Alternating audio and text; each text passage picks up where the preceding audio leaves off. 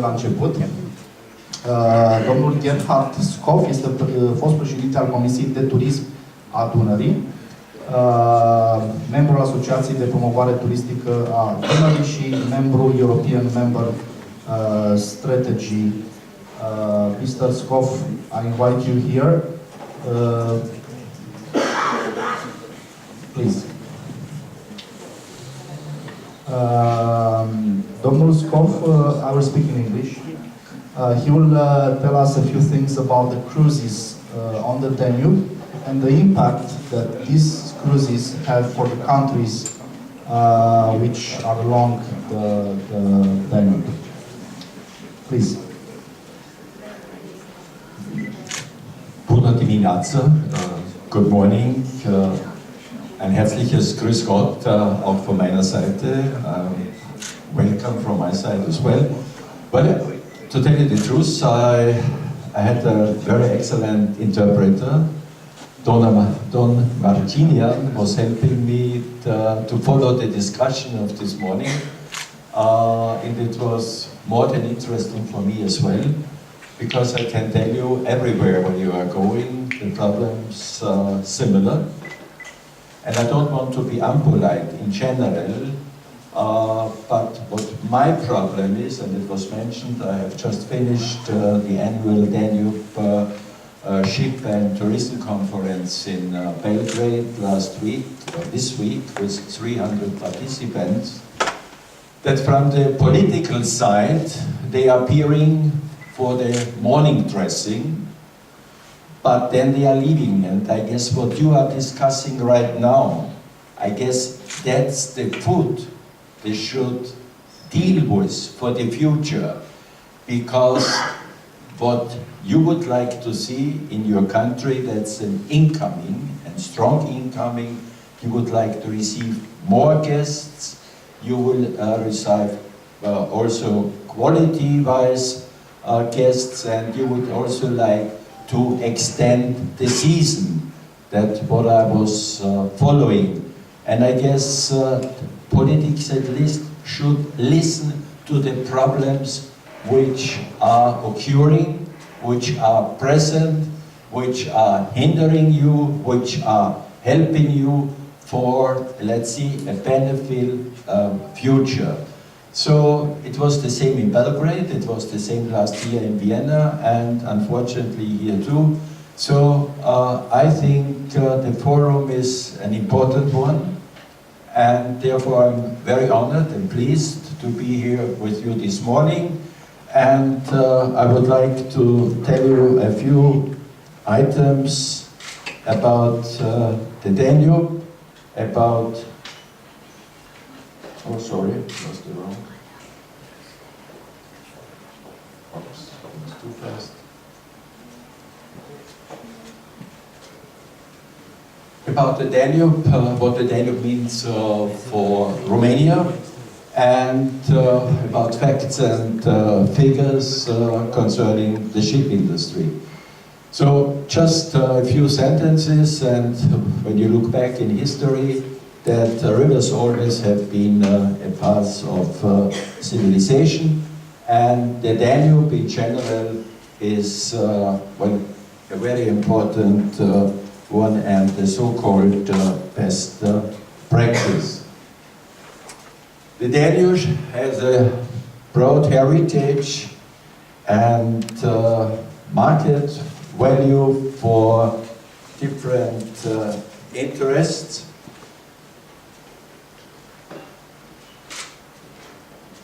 And what's more important is in some facts and figures.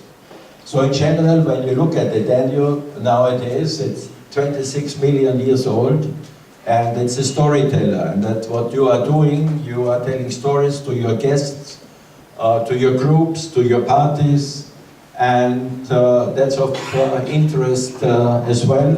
And the lengths from the Black Forest to the Black Sea, about navigable, and it has two channels. One channel which is connecting the Danube with the Rhine and the European waterway system, and another one which you have here, the Czerna Water Canal, from Czernavoda as far to Constanza.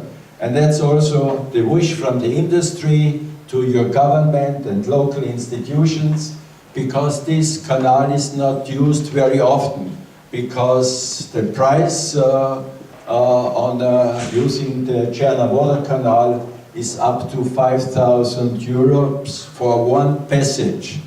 That means everyone has to calculate going and coming on the general price. So it's higher in the price in general. And you know, nowadays everything is driven by the price itself. There's a huge competition, I will tell you later on. So whatever it is possible to contribute price-wise should be used. Otherwise, you are losing guests, they go somewhere else, or they take a different route. So, as you know, nowadays they are traveling to Tulcea. From Tulcea they take then the bus to Constanza and back. They are losing time. And so it's not that what maybe people would like to see and to get to know, just riding on the bus as well for a long period of time, because finally they have booked a cruise program. So if there is some influence from your side, maybe you can raise this question as well, lowering or at least getting into discussions how you could overcome these obstacles. Well, in this area, Danube, there are living around 150 million people, and there are in general counted 100 million tourists. So when you break it down from the east to the west, you see the increase. When you come from the west to the east, you see the decrease of numbers. You know the states which are in this area, and what is also very beneficial for a cruise on the Danube is the number of important cities, metropolis like Vienna, like Budapest, like Bratislava. Bucharest is also close to the Danube, it's only 60 kilometers, so out of this it's also of the benefit for travelers. And general, what the Danube stands for is this economic factor. It's the energy source, it's a trading route, and it's the door to the wild world. I mentioned it before, due to the Rhine-Main-Danube Canal, which was opened 1992.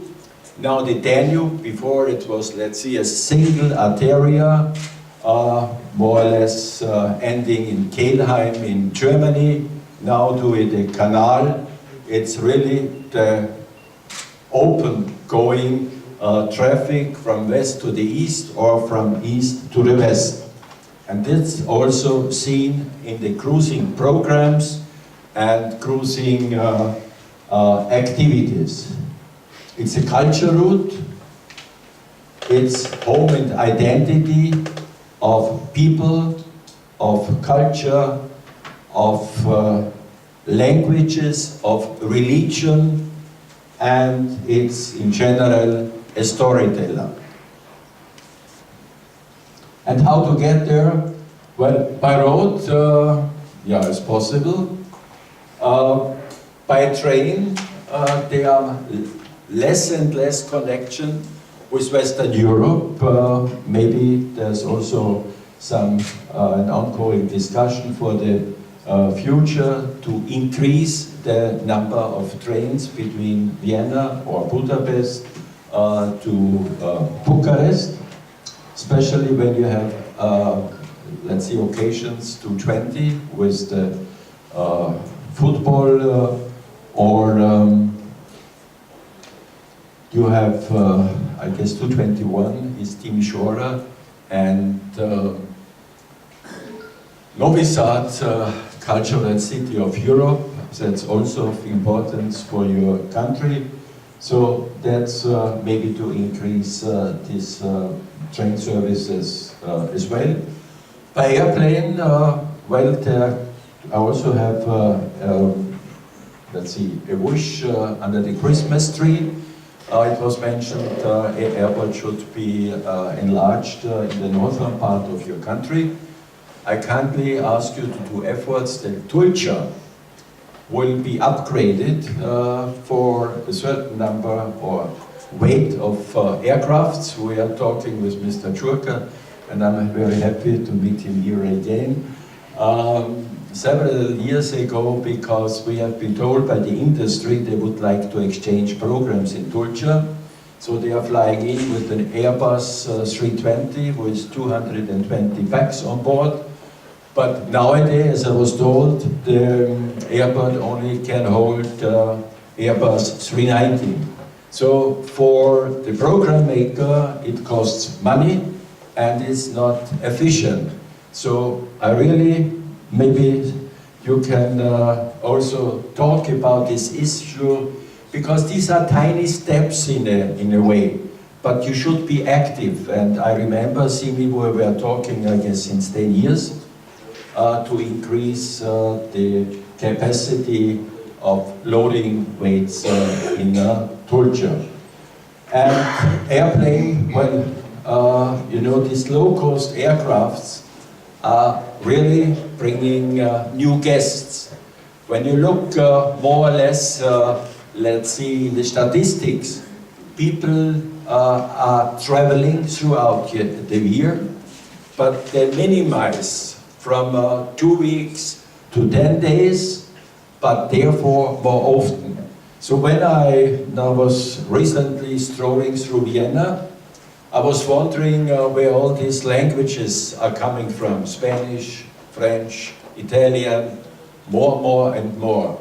And then when you look on the timetable or those aircrafts which are operated into Vienna, then you see a lot of new and low-cost airlines which are bringing additional traffic into the cities and into the regions. So maybe this is also a goal you should try to achieve with companies. One thing might also happen out of it. You were talking about the seasons, about employment yourself. When you are operating almost 10 months a year with local programs, you will have a success as well. Money-wise, but also, let's see, from your profession.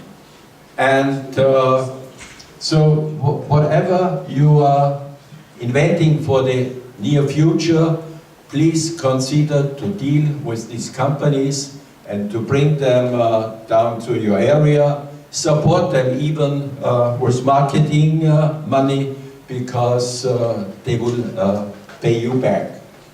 And another thing which I will touch shortly is about your offices abroad. Just a single example. Austrian Airlines was flying, I guess, for over 20 years, Vienna to Tokyo. It was a very successful flight. Even at the beginning, Austrian Airlines had to touch down in Moscow to get a co-pilot to cross Siberia. The excuse was, well, down at the earth, they don't speak as good English, but I guess it was to collect some money, never mind. But they succeeded. And 2 years ago, they stopped operating because, well, economic is not so beneficial, we don't make the revenue, and so we stop it. Last year they started again, after a year of more or less silence, disappearance, and it's very hard now to come into the market again, because other one took the seats and took the slots.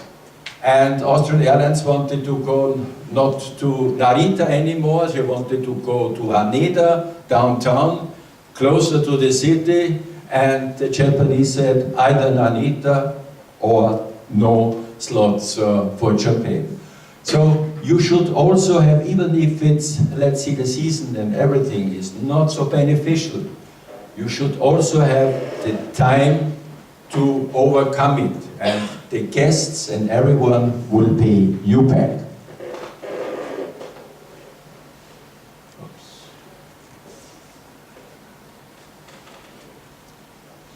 Yeah, it's just in general. No. Sorry. Oops, too fast.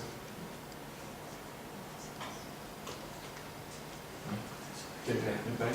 Yes. To you or? Can you? It's too far from the... Ah, okay.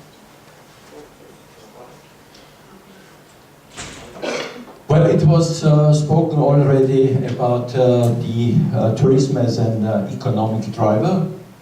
When you look back in your own situation, 20 years, 25 years ago, no one was talking about tourism and the impact as an economic driver.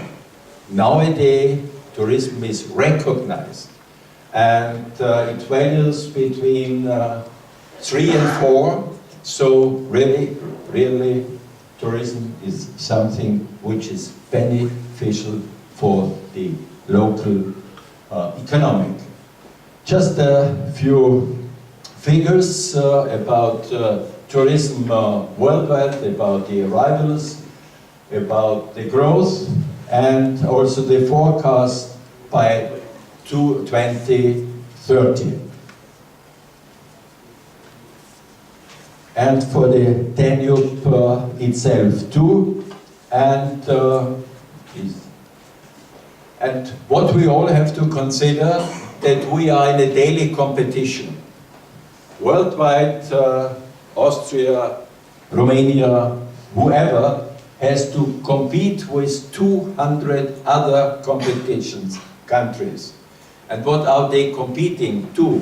Cultural, sun, and outstanding places. So how can we compete with others? We have to be different. And most of all, we have to have a face. And that's I was very sad when I was told and learned that Romania is closing their faces in Europe. Because nowadays, certainly you can say everything is done by internet, digital, and Wikipedia, and whatever. But you need an emotional face. If you don't have this emotion, which tells and brings you closer to a country, you see, a PC is not able to do. So please consider also that we are really in a daily competition. And another thing is, the program makers which are organizing trips to your country or to Europe or on ships, by now they have finished 2020. 2019 is on sale and almost gone. 2020 is foreseen on the booking charge, and so please consider this too in all your visions for the future, that you have to count at least 2 or 3 years ahead of time. Because if you are not on the spot, you will lose credits. So these are the more or less you have to compete with. And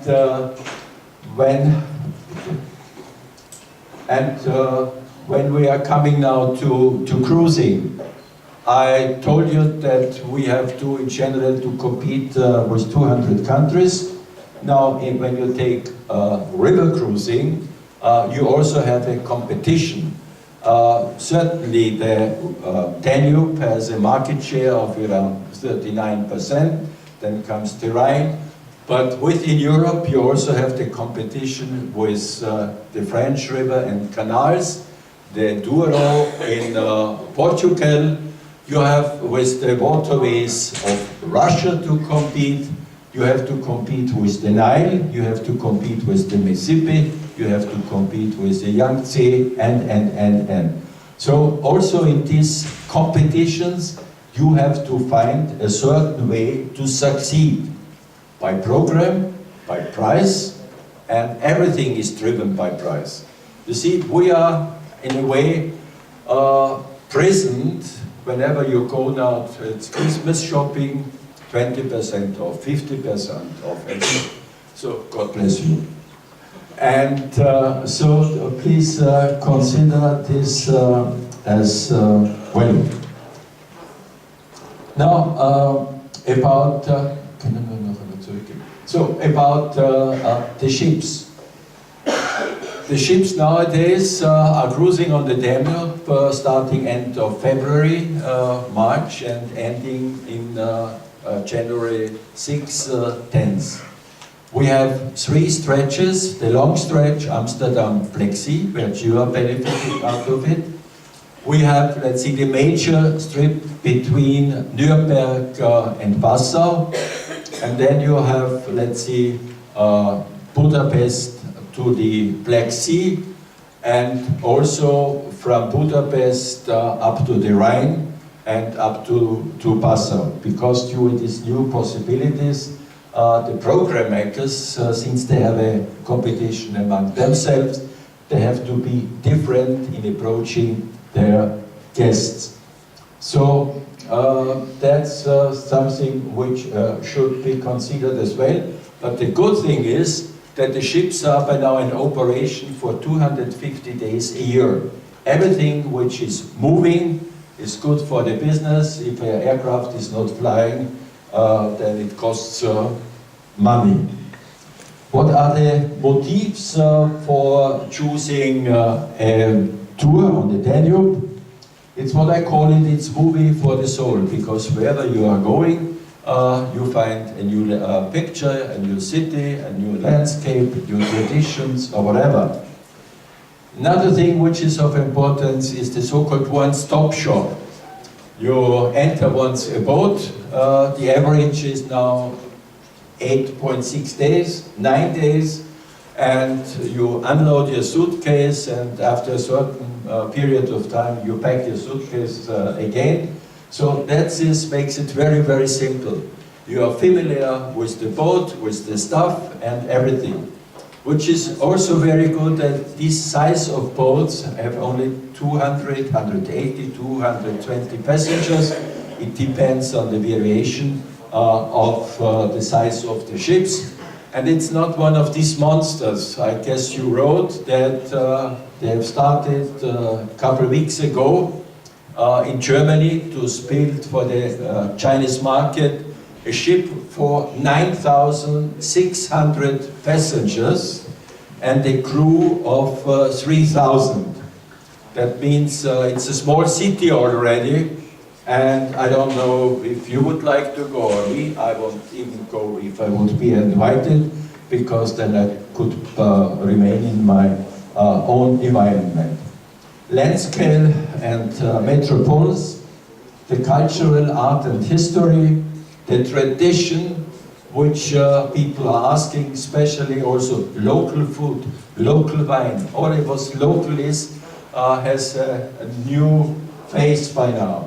And you might smile, but also there are no waves on the Danube. The service, the personal care, and also the size of the ships, as I mentioned before.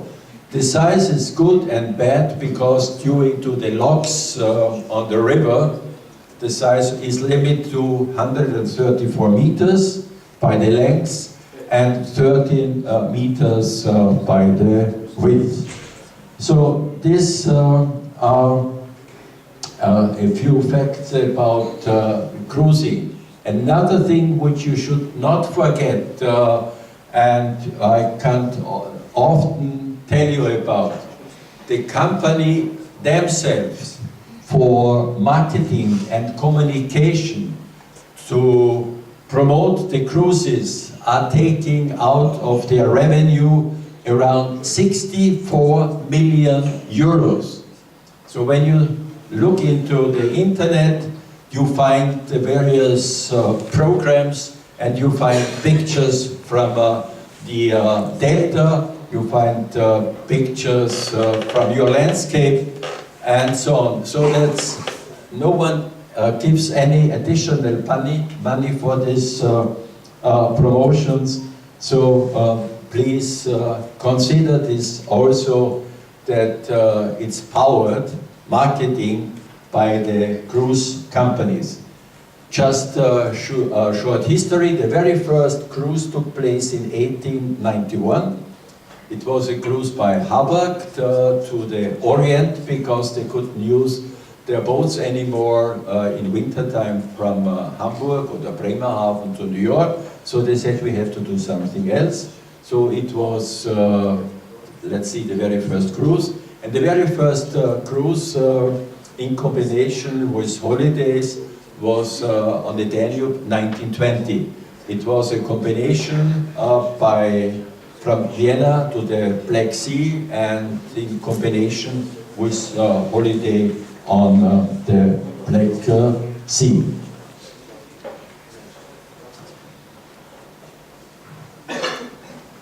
So everything has a good side and the bad sides, and so just let me go through a few things. So what are the strengths of the river or the destination in general? It's high valued added, and so these are more or less the best practice out of it, and also the European integration in general contributes to this area. And it was mentioned that I'm working for the Danube strategy, and I was fighting, to tell you the truth, because it was signed 2011 in Budapest, and I was fighting that the tourism found a pillar place in the strategy. And another thing I have to mention, pillar 1, A, is done by the Romanians and Austrian authorities, and it goes about the river and dredging and signing and so on, and here the Romanian counterpartners are doing an excellent job. So what are the weaknesses?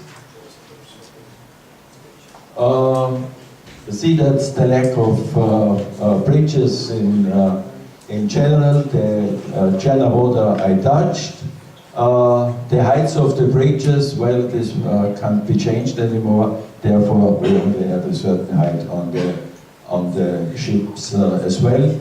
A problem is dredging, and another problem is the water level forecast.